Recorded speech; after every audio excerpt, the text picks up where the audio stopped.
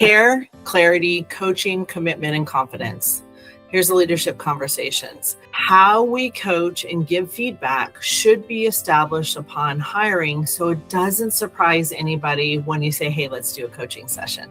So here's what the conversation sounds like. Hey, Tammy, I would love to work on a few coaching points with you. Let's talk a few minutes before you break for lunch.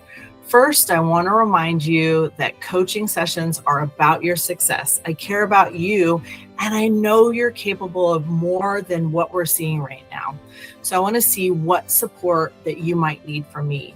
Immediately, you've lowered their defenses, then move to clarity. Can I share what I've been observing? Get permission. And I say, oh, yes, of course. What I've noticed over the past 3 weeks, your report of findings close rate has been at 28%. Our standard is 50, and you're usually well above that. I also noticed there was 3 missed phone call follow-ups, and your documentation has been late. Is there something you need, or how can I best support you? Notice when you do it this way, you're talking about behaviors and results. You're not attacking the person. Obviously, you would never say this. You wouldn't say you're lazy. You would say, these are the results we're currently seeing. Invite ownership with the person. If they're a good person from the inside, which I'm sure they are because you hired them, they will take responsibility of that. This is also why your core values are so important, to establish those in the beginning so you can coach off of core values. Now, ask questions instead of making assumptions. Help me to understand. What do you think is getting in your way? Help me to understand is always a good opener. Then I want you to listen, really listen. Sometimes you'll hear, I don't know what to say, or I'm nervous. I don't feel confident. I feel overwhelmed. I've been distracted. Now you've identified the real problem and go deeper with that.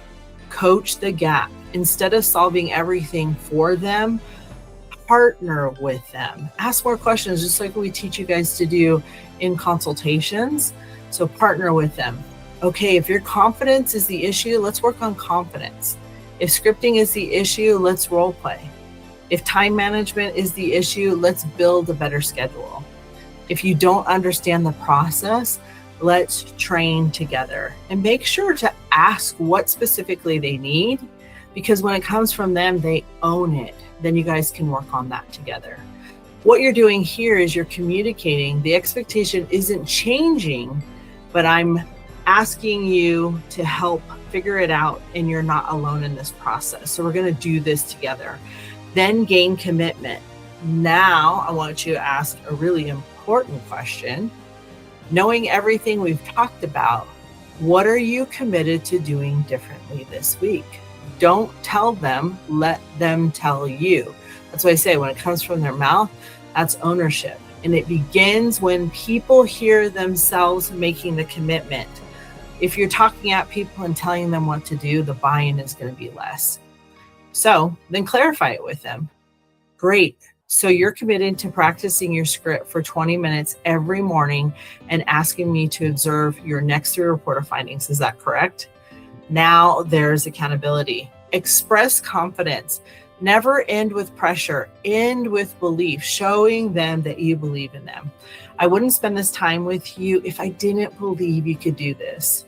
I've seen what you're capable of. My job isn't to judge you. My job is to help you become the best version of yourself. I'm committed to helping you succeed, but I also need you committed to doing the work.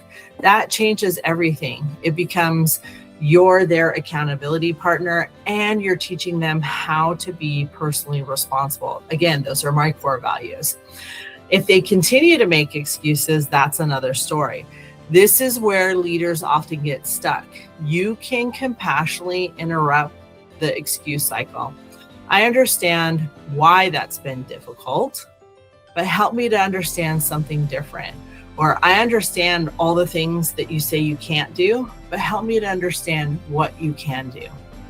What part of this is within your control? This is a really good question to ask.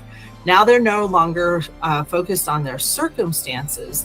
They get focused in on their responsibility. If they continue blaming, let's say everybody else, You can say, I'm never going to hold you responsible for what you can't control, but I'm always going to hold you responsible for what you can control. That's how people grow. This is one that I really think could help in business, especially in your clinic. So many of the times I see that the owners, the doctors start making excuses for team members. But it goes back to what I said before. I care too much about you to lower the standard. Instead, I'm going to raise the level of coaching, support, and accountability until you consistently meet it, because I believe you're capable of getting there. Now, you've just invested and you've shown them that you appreciate them, that you're in it to help them win it, if you will.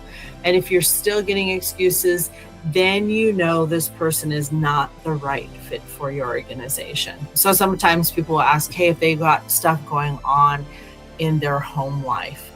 What I really want you to focus on is there support that you can give them outside? Is there maybe a counselor or additional support in the community that you can point them in the direction?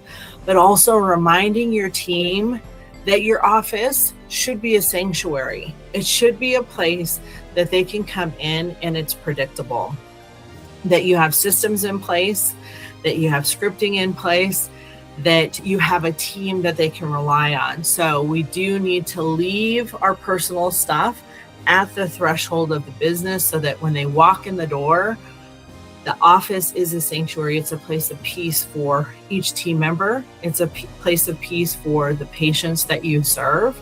And that really is being a professional, is to take that, compartmentalize it, hold it at the door, pick it up on the way out. We can care for people, absolutely, but don't make excuses for certain situations, because what will happen is everybody else will bring that in, and the sanctuary that you're trying to create in your office is no longer that. It's not safe for team members. It's not safe for your patients.